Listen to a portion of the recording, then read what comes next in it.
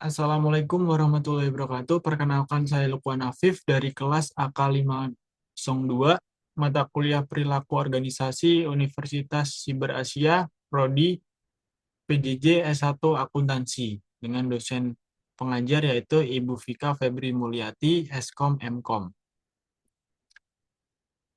Kali ini saya akan membahas terkait salah satu materi dalam mata kuliah Perilaku Organisasi, yaitu komunikasi dalam organisasi.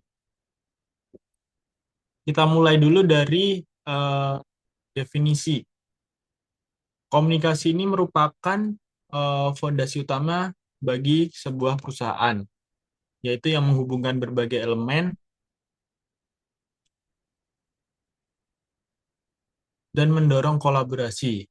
Nah, pada pembahasan ini kita akan mengulik terkait aspek penting dalam komunikasi, dalam konteks komunikasi dalam organisasi, mulai dari definisi hingga strategi untuk meningkatkan efektivitas. Kita mulai dari pendapat para ahli, yaitu yang pertama adalah Maxen and Dino pada tahun 2008 yang menyatakan bahwa komunikasi ini adalah penyampaian atau pertukaran informasi dari pengirim kepada penerima, baik berupa lisan maupun tulisan, ataupun menggunakan alat komunikasi. Kemudian, selain itu, menurut Toha tahun 2003, yang mendefinisikan komunikasi adalah suatu penyampaian dan penerimaan berita atau informasi dari seseorang kepada orang lain. Dari pendapat beberapa ahli tersebut dapat kita rangkum bahwa komunikasi dalam organisasi ini merujuk pada proses penyampaian dan pertukaran informasi antara anggota organisasi, baik secara lisan, tulisan, maupun melalui media teknologi. Dalam proses komunikasi ini melibatkan dua aspek, yaitu penciptaan pesan atau encoding dan penerimaan pesan atau decoding. Selanjutnya, dalam komunikasi terdapat beberapa unsur-unsur. Unsur-unsur tersebut antara lain adalah yang pertama, pengirim informasi atau komunikator, kemudian proses penyampaian atau proses penyandian atau encoding. Yang ketiga ada pesan, kemudian ada saluran, proses penafsiran, penerima informasi, dan feedback atau umpan balik. Nah, model komunikasi ini banyak dipergunakan dalam organisasi untuk menganalisis komunikasi. Model komunikasi tergantung pada penggunanya dengan menyesuaikan keadaan dan teknologi atau zaman. Selanjutnya kita akan membahas terkait pentingnya komunikasi dalam organisasi. Nah, sebelumnya telah kita bahas terkait unsur utama dalam komunikasi, antara lain yang tadi adalah pengirim, yaitu orang yang memiliki informasi, kemudian penyandaian, kemudian pesan atau informasi yang akan disampaikan, baik berupa pesan ini dapat berupa lisan, tulisan, gerak tubuh, raut muka, dan sebagainya. Kemudian ada saluran, ada penerima komunikasi atau komunikan, kemudian ada penafsiran atau decoding. Nah, sebelumnya saya akan menjelaskan terkait decoding ini. Decoding ini adalah proses penerjemahan atau penguraian informasi dari pengirim. Misalkan contohnya adalah ketika ada komunikasi menggunakan sandi Morse, yaitu decoding ini adalah proses mengartikan sandi Morse tersebut. Kemudian yang terakhir itu feedback atau umpan balik, yaitu tanggapan dari penerima informasi. Nah, selanjutnya kita balik lagi ke pentingnya komunikasi dalam organisasi ini, eh, komunikasi ini penting dalam organisasi karena dapat mengkoordinasikan aktivitas dalam pencapaian tujuan organisasi itu sendiri. Kemudian yang kedua bisa menjadi pembentukan budaya organisasi yang positif dan kolaboratif.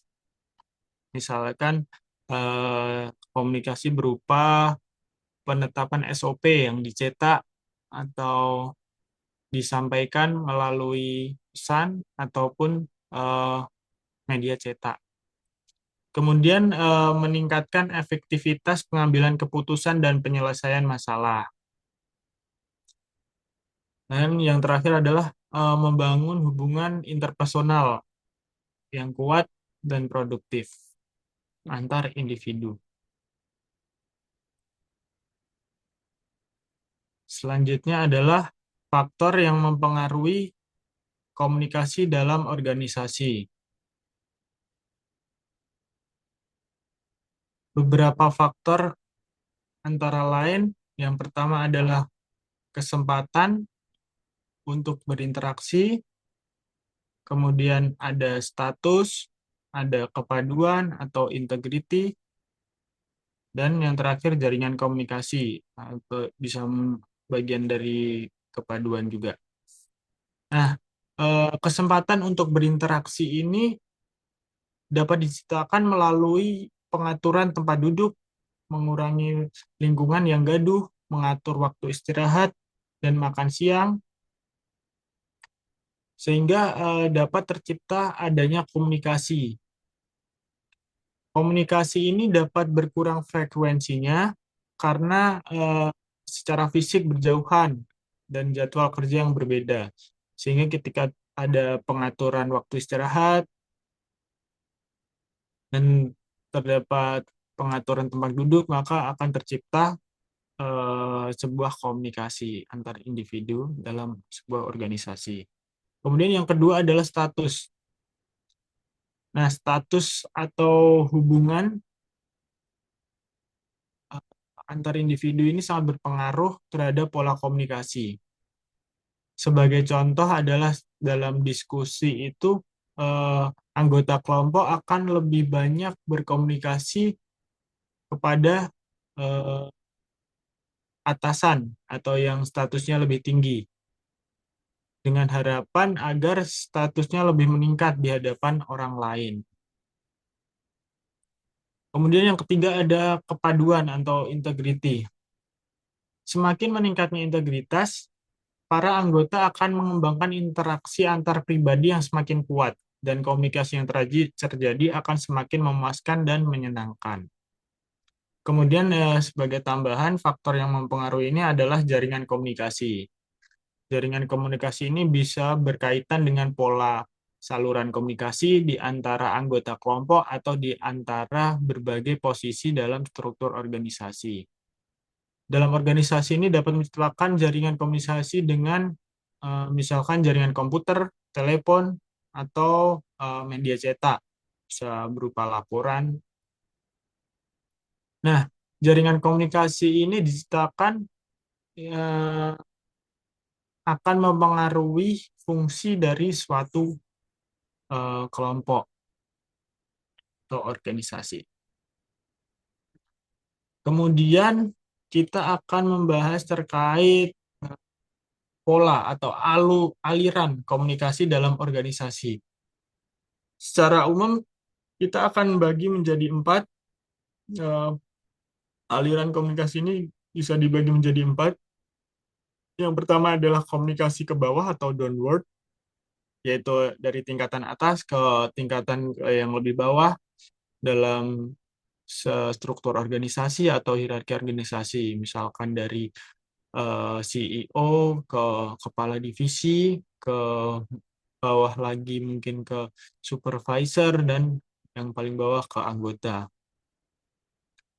Kemudian ada komunikasi ke atas atau upward communication, yaitu biasanya dirancang untuk menyediakan umpan balik tentang fungsi organisasi.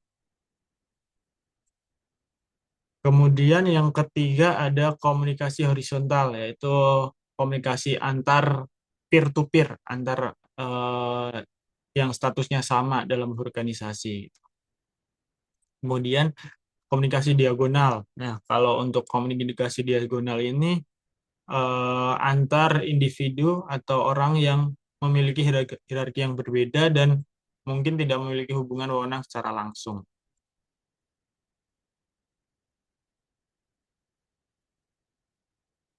Bagaimana cara meningkatkan komunikasi yang efektif? Yang pertama itu ada bisa meningkatkan feedback, yang kedua bisa empati dalam memahami lawan bicara, kemudian penggunaan bahasa yang sederhana sehingga tidak terjadi pengulangan yang tidak jelas. Kemudian yang keempat adalah menentukan waktu yang tepat. Waktu ini sangat menentukan komunikasi yang baik. Kemudian mendengarkan secara seksama. Jadi ketika penerima informasi ini mendengarkan informasi secara seksama, maka komunikasi ini akan efektif. Dan yang terakhir adalah mengatur arus informasi.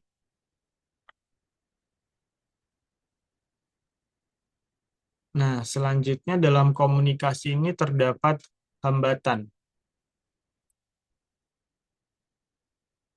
Hambatan ini antara lain yaitu yang pertama adalah menilai sumber.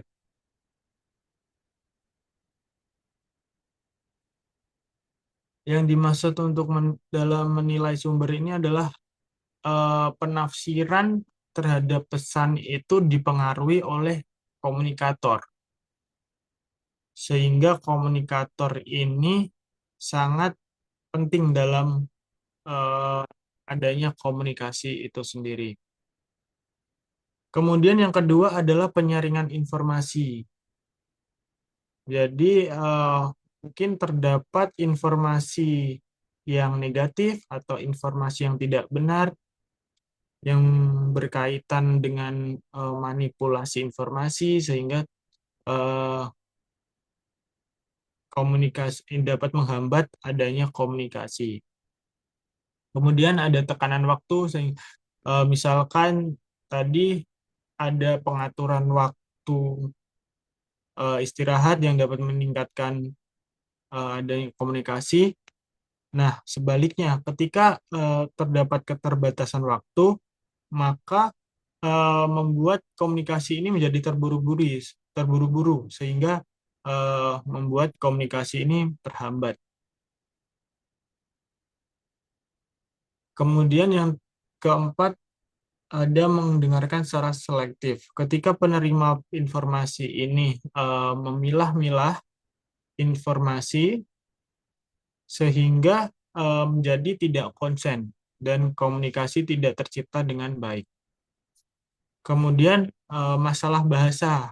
Nah, masalah bahasa ini menjadi hambatan karena ketika ada komunikator dan pengkomunikan, penerima informasi, itu memiliki bahasa yang berbeda, diperlukan adanya translator. Ketika tidak ada translator, maka komunikasi ini akan terhambat. Yang keempat adalah yang keenam adalah perbedaan kerangka acuan yang menimbulkan adanya dua arah komunikasi. Kemudian dapat juga menimbulkan misleading perbedaan kerangka acuan ini. Terus yang terakhir ada beban komunikasi yang berlebihan. Nah, selain itu ada juga gangguan dalam selain ada hambatan, ada juga gangguan komunikasi atau noise. Gangguan komunikasi ini adalah segala sesuatu yang menghambat dalam transmisi pesan, sehingga dapat merubah arti dari informasi atau pesan yang disampaikan. Secara umum, Gangguan ini dapat dibagi menjadi dua, yaitu physical dan semantic noise. Physical noise ini adalah gangguan berupa fisik, gangguan fisik seperti contohnya ada bunyi-bunyian seperti bunyi sirine atau bunyi yang menyebabkan eh, seseorang tidak mendengarkan dengan baik. Kemudian kalau untuk semantik itu gangguan yang terjadi apabila pembicara atau komunikator dan komunikan membicarakan sesuatu hal yang artinya berbeda. Nah, ini adalah contoh lain dari yang sebelumnya tadi, yaitu perbedaan bahasa. Ini merupakan bagian dari semantic noise juga. Selain itu, ada juga gangguan dalam pesan tertulis, yaitu contohnya dapat berupa cetakan yang buram sehingga pembaca atau penerima informasi sulit untuk menangkap pesan atau informasi. Untuk yang terakhir, sebagai penutup, dari beberapa bahasan yang telah kita bahas tadi, dapat kita simpulkan bahwa komunikasi yang efektif menjadi kunci keberhasilan organisasi. Melalui komunikasi yang baik,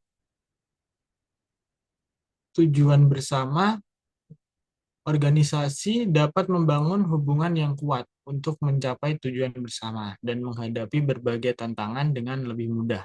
Pemimpin organisasi memiliki peran penting juga dalam membangun budaya komunikasi yang baik dan transparan. Sekian pembahasan saya kali ini terkait komunikasi dalam organisasi. Kurang lebihnya mohon maaf. Wassalamualaikum warahmatullahi wabarakatuh.